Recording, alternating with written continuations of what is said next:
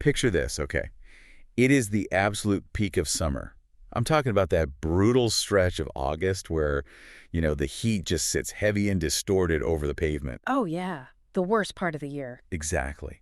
And the air conditioning in your house has been running nonstop since like 10 in the morning. Right, just working overtime. Yeah. And you walk past the thermostat, and despite being optimistically set to, say, 70 degrees, it is stubbornly holding at 76. Which is incredibly frustrating. It really is. The vents are blowing, but the house just feels, I don't know, it feels thick. And then the real gut punch arrives in your inbox, right? The monthly power bill. Let me guess, it's astronomical. Oh, it's the highest it has ever been. And in that moment, staring at that terrifying number, you are entirely convinced your air conditioning unit is on its last legs, just dying this slow, expensive death. Well, and I mean, it's a completely understandable assumption to make, We are just naturally wired to look at the big, noisy, visible piece of machinery sitting out in the side yard and blame it for the problem. Right, because it's right there. Exactly. It is the loudest component of our home's comfort system, so it draws all of our attention. Well, today, our mission for this deep dive is to potentially save you thousands of dollars and, more importantly, solve the actual root cause of those home comfort issues. Which is huge. It is. To do that, we have some really fascinating source material to dig into today. We're looking at a deep dive into HVAC performance from an industry show. It's called Cool Talk with Hartzells. Yeah, that's a great show. It is. And they recently broke down some truly startling data compiled by the Department of Energy.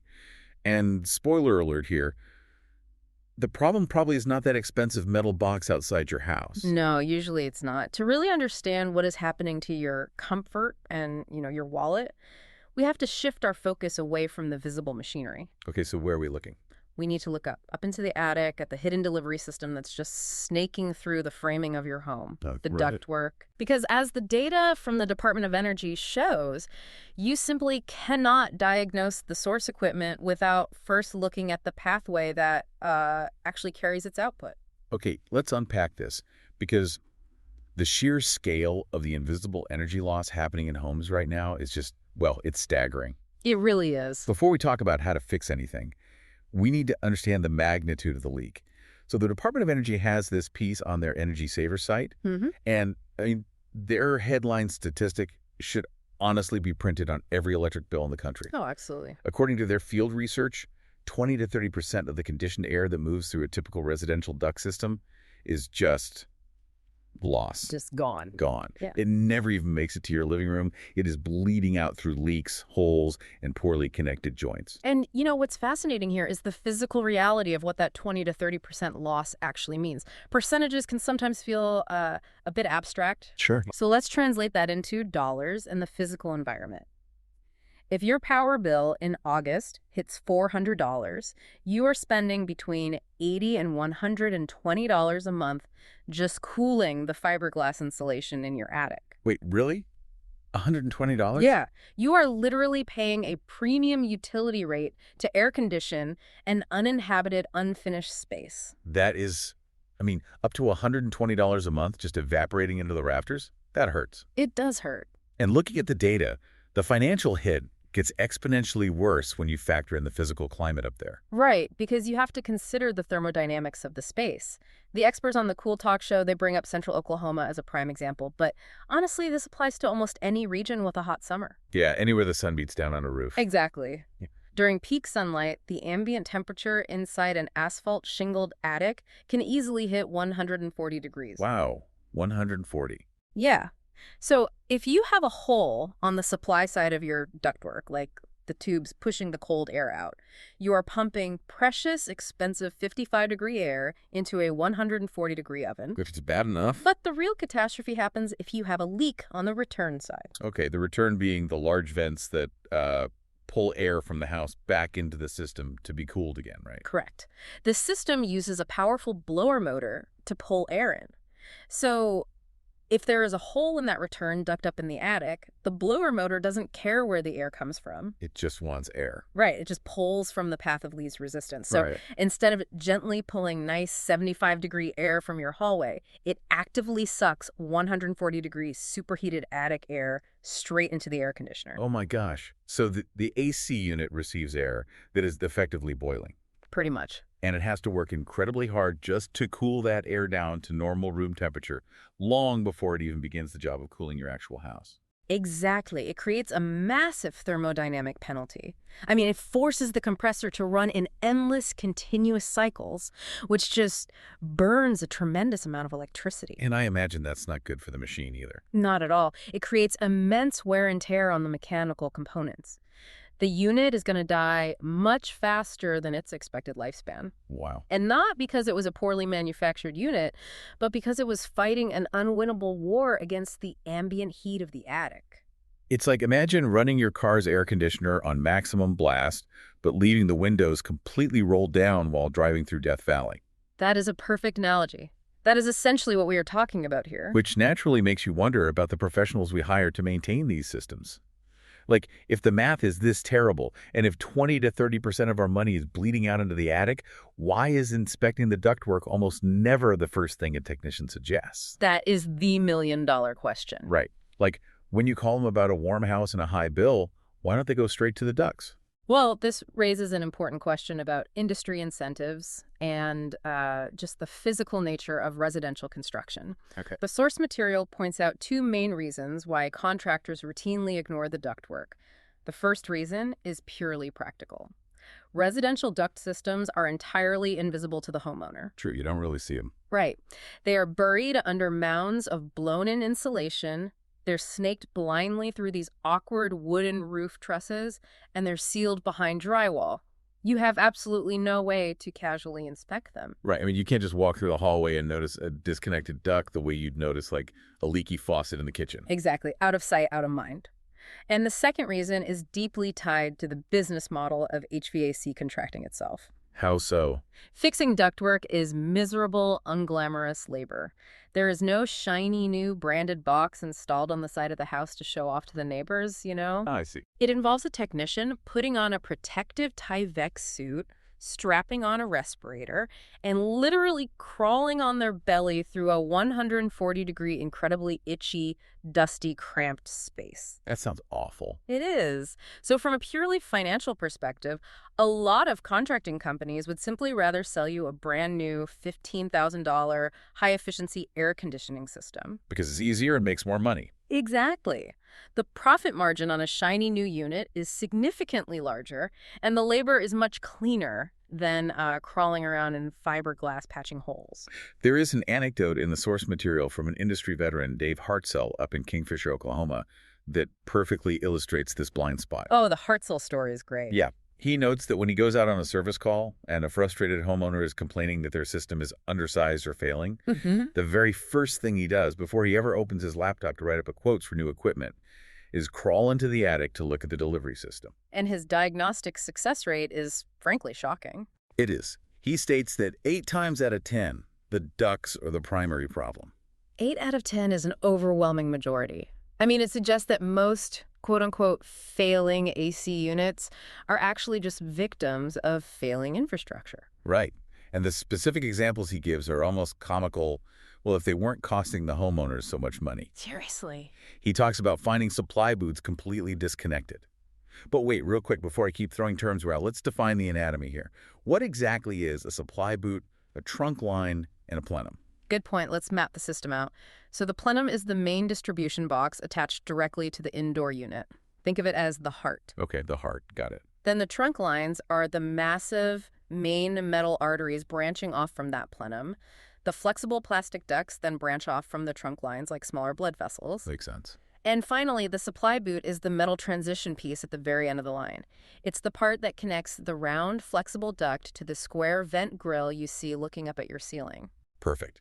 So Hartzell finds these metal boots just laying on the attic floor joists, entirely severed from the ceiling register. Unbelievable. So the homeowner has been paying to cool their attic for 5 straight summers, just blowing perfectly good 55-degree air into absolutely nothing. Yes, just dumping it into the attic. While sitting in their living room sweating, completely convinced their equipment is garbage. You basically have a fully functional cooling plant attached to a severed pipe. Exactly. So, okay, we understand why the industry tends to ignore these vital delivery tubes. But we have to look at why they fail in the first place. Right, because they do fail a lot. Because it's not always a dramatic, completely disconnected pipe, right? Like, if you are listening to this and you live in a house built, say, 10 or 15 years ago, what is actually happening to the materials above your ceiling? It's a great question.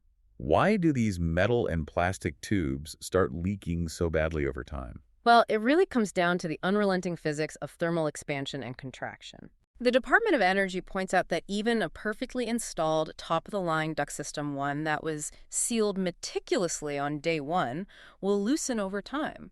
Think about the extreme environment they live in up there. Yeah, that 140-degree heat we talked about. Right, but also the cold. Your attic might drop to 20 degrees on a freezing winter night, and then bake at 140 degrees in the summer. So the sheet metal components of the ductwork are constantly expanding when they heat up and contracting when they cool down. So they're just expanding and shrinking millimeter by millimeter, day after day, season after season. Exactly. And over a decade, that constant micro-movement is devastating. I can imagine. The sealant pastes dry out and turn brittle. The metal screws that hold the joints together literally back themselves out of the sheet metal due to the microscopic vibrations of the airflow and those massive temperature swings. The screws just unscrew themselves. They do. And the structural failures almost always happen at the transition seams. So like where the flexible plastic duct is stretched over the metal collar of the plenum, or where the boot is screwed into the ceiling drywall, or where two sections of the main trunk line are joined together. So it's the joints that are the weak points. Yes. A system that passed inspection perfectly on the day the house was built might easily be leaking 15% of its air by year 10, strictly through the basic laws of physics. Here's where it gets really interesting, though. Oh, yeah. Because when people hear they have a leak in their ducts, or maybe they spot a torn piece of insulation up in the attic, their first instinct is usually to reach for the most famously named tool in their garage. Of course it is. But the source material highlights this massive, highly specific irony. Duct tape-like, the standard cloth-backed silver tape you can buy at any grocery store or hardware store, is arguably the absolute worst material you can use on an actual duct. It really is one of the great misnomers of modern hardware, and it causes endless headaches in the HVAC industry. I bet. Because the adhesive on that standard cloth tape simply cannot handle the environment. Not at all. The Department of Energy explicitly warns against using it because the extreme temperature swings of an attic destroy the chemical bonds. The glue dries out into a useless powder, the cloth backing loses its grip, and within a year or two, the tape is just hanging off the metal joint like a dead piece of snakeskin. Just doing absolutely nothing to stop the air from escaping. Right. Yeah, the Department of Energy has very specific field-tested recommendations for what actually works permanently. If you want to seal a duct, they recommend two specific materials. Okay, what are they? The first is mastic. Mastic is a thick, gooey paste, sort of the consistency of peanut butter. A technician brushes or trowels it directly over the metal joints and screws. Like painting it on. Exactly. And it cures to a hard finish, but crucially, it maintains an elastic quality. It stays flexible enough to handle decades of expansion and contraction without cracking. That makes sense. Right.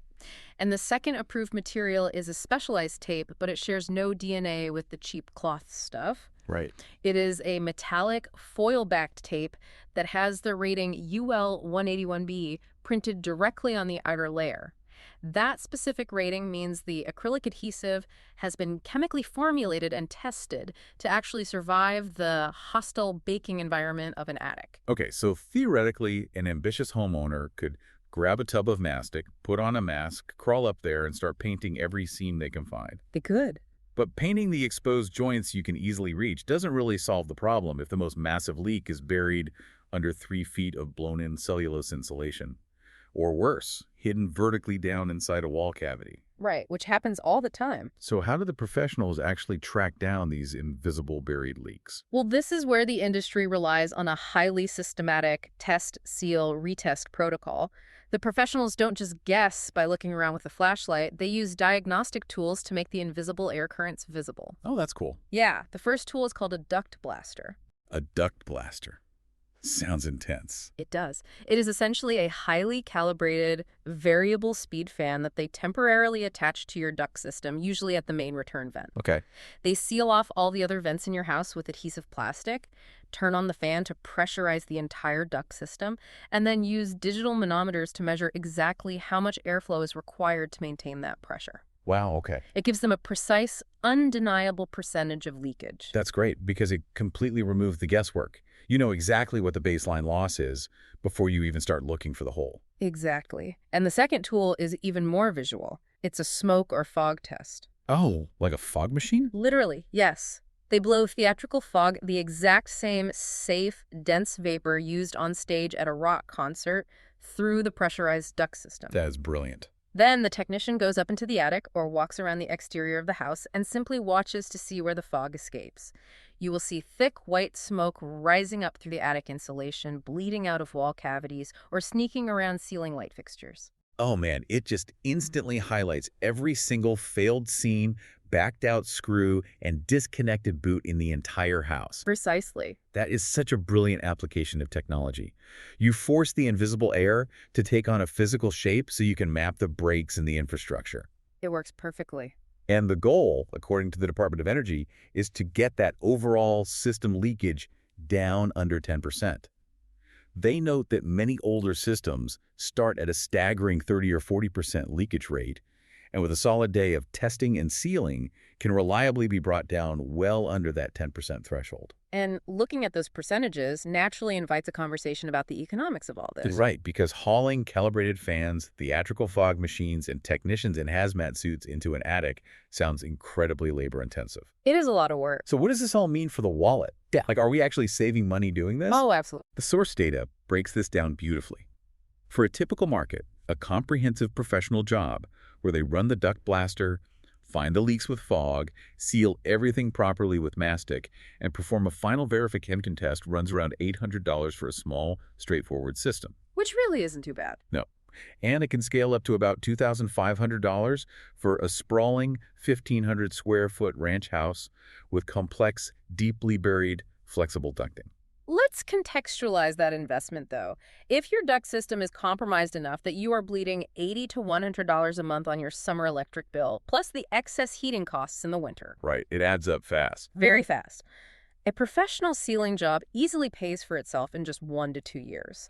It is consistently ranked as one of the highest return on investment improvements you can make to a residential property. Wow. But if we connect this to the bigger picture, the financial savings are truly only half the story. Yeah, the other half being the actual lived experience of a house. Because, I mean, nobody thinks about their HVAC system when it's working beautifully. They only think about it when they're miserable. Exactly. The impact on physical comfort and indoor air quality is profound, and we need to look closer at the physics of that blower motor we discussed earlier. Okay, the big vacuum. Right. When a return duct is leaking, it isn't just a passive hole losing air. A leaky return creates profound negative pressure. Like you said, it acts as a massive vacuum cleaner. And it's a vacuum cleaner positioned in the dirtiest, most hostile environment in your house. Exactly. The experts on the Cool Talk source refer to a leaky return duct as a literal humidity machine. Yes, a humidity machine. Yes, because that blower motor is pulling hundreds of cubic feet of air per minute. So a hole in the return is constantly vacuuming unconditioned, fiberglass-filled, deeply humid air straight out of the attic and blowing it directly over the cooling coils and right into your bedroom. If you have ever been in a house where the air conditioning is running constantly, the thermostat insists it is cold, but the air feels sticky, heavy, and you just can't get comfortable. Oh, I've been in that house. Right. That is almost always a leaky return duct dragging heavy attic humidity into the living space. By sealing the ducts, the vacuum effect stops, the air quality immediately jumps, the heavy humidity drops, and the system runs shorter, much more effective cooling cycles.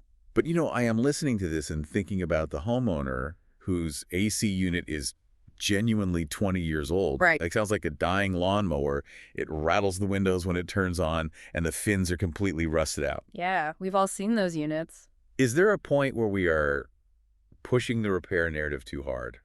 Like, are there times when the equipment actually is just dead and no amount of mastic is going to save it? Oh, we absolutely have to acknowledge that reality. I mean, air conditioners are heavy mechanical devices with finite, predictable lifespans. Right. If your compressor is internally seizing up, or if your system runs on R22 Freon, which is an obsolete, environmentally phased-out refrigerant that costs a fortune to replace. Yeah, you don't want to mess with that. Exactly. In those cases, your ductwork could be completely flawless and you would still be entirely miserable. Units definitely die, and they do require full replacement. So mastic and foil tape are not a silver bullet for every single house on the block. No, but here is the essential synthesis of the core lesson from both the Department of Energy data and the industry veterans. If your air conditioner is dead and you invest $15,000 in a top-tier, variable-speed, ultra-efficient new unit, but you connect it to crusty, leaking 20-year-old ductwork, the promised efficiency of that new unit will never materialize on your electric meter. You're just wasting it. You will just be blowing highly efficient, extremely expensive cold air straight into your attic. You have to fix the delivery arteries before you upgrade the heart. I love the analogy they use in the source material for this exact scenario. They say, a great chef cannot save a meal if you serve it on a paper plate with a hole in it. That is brilliant. It perfectly captures the futility of putting brilliant technology onto a broken foundation. It really does. The quality of the source simply does not matter if the delivery mechanism is fundamentally compromised. Exactly. But to bring all of this together for you listening, the main takeaway from all this Department of Energy data and HVAC industry insight is incredibly simple. Test before you replace. Yes, test first. The next time the dog days of summer roll around, Yeah. your power bill spikes unexpectedly, or your living room starts to feel sticky and damp despite the vents blowing cold air, do not immediately reach for the phone to get quotes on massive new equipment. Hold off on that call. Your very first step should be to grab a flashlight, find your attic access panel, and start looking at the hidden plumbing. You know, this entire deep dive reveals a really fascinating and somewhat flawed human bias. Oh, how so? We have a profound tendency to focus on replacing the highly visible, expensive components in our lives when things go wrong. We inherently want the shiny new fix. Right, the new toy. Yeah, but we almost always ignore the boring hidden infrastructure that actually makes the system work, which honestly raises an important question to ponder long after we sign off today. What's that? What other systems in our lives, our businesses, or even our daily habits are we currently trying to fix by buying a flashy new solution when the real problem is just a leaky, invisible foundation we haven't bothered to inspect? Wow, that is the perfect question to leave hanging in the air. So the next time you feel a draft, remember the hidden window in your ceiling. Thank you so much for joining us on this deep dive. Stay cool, check your infrastructure, and we will catch you next time.